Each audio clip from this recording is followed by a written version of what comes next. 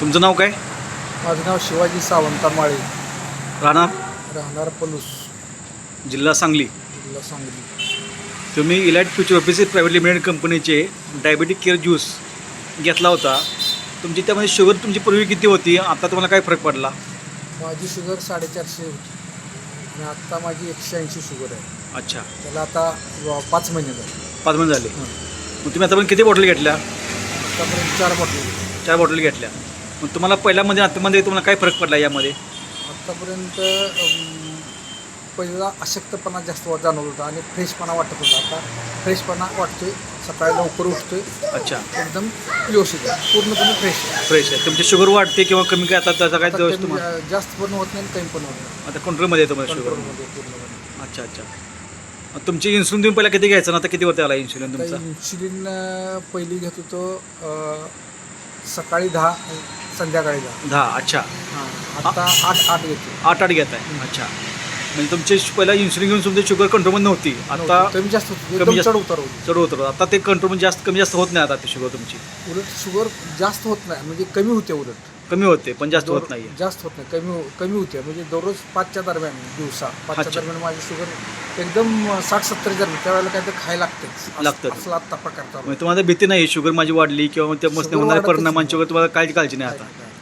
अच्छा अच्छा अच्छा.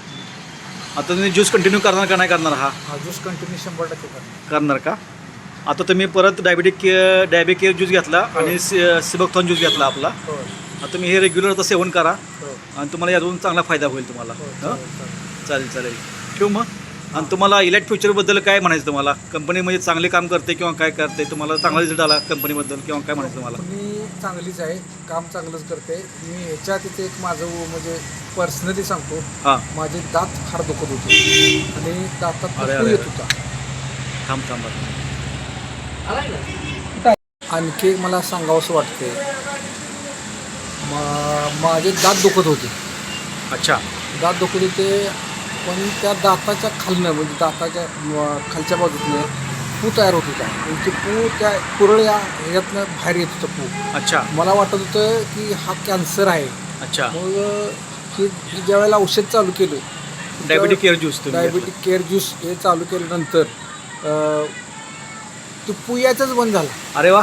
सगळ्यात महत्त्वाचं अच्छा अच्छा. ते आत्तापर्यंत परत काय आलेलं नाही. मला कळलं की तुम्ही पुण्याला गेलेला ते दाखवा डॉक्टरांना किंवा? डॉक्टरांना दाखवायला गेलो होतो, ते म्हणजे एखाद्या वेळेस कॅन्सर असण्याची शक्यता आहे अच्छा आणि तुम्ही एक 15 दिवसानंतर भेटा. अच्छा. परत पू यायचंच बंद झालं तर परत काय मी त्यांच्याकडे आत्तापर्यंत काही गेलो नाही. पूर्णपणे मी क्लिअर आहे. अच्छा अच्छा अच्छा. हा तुम्हाला एक फरक चांगला पडला म्हणायचं? सगळ्यात मोठा फरक. नाही तर माझं दाढवानच काढायला लागलं. ठीक आहे ठीक आहे ठीक आहे. चालेल. हं? तर कंटिन्यू करा ज्यूस हा हां. आणि तुम्हाला चांगला फरक पडेल. हं? करणारच आहे. ओके.